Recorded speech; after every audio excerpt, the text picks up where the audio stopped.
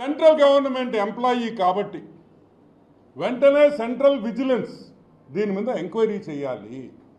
విజయసాయి రెడ్డి దగ్గర, విజయసాయి రెడ్డి ఇంట్లో Google takeout ద్వారా ఇతను నిజంగా మదన్ మోహన్ గారు అక్కడికి వెళ్ళారా లేదా, ఆయన చెప్పిన టైంలో ఆయన ఆ ఇంటికి వెళ్ళాడా లేదా, ఆయన అక్కడి నుంచి వైజాగ్ వచ్చాడా లేదా అనే పూర్తి విషయాలు ఈ ఎంక్వైరీ చేస్తే బయటకు వస్తాయి.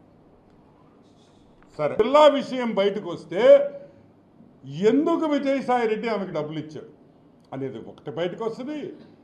ఏమేమి పనులు చేయించుకున్నారో వైజాగ్లో, ఏ ఏ ల్యాండ్స్ దొంగతనం చేశారనే విషయం కూడా అన్నీ కూడా బయటకు వస్తాయి.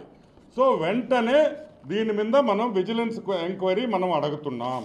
అన్ని విషయాల్లో కూడా ఈరోజు వైజాగ్ దోపిడీ చేసింది విజయసాయి రెడ్డి అనేది అర్థమైపోయింది. 1,60,00,000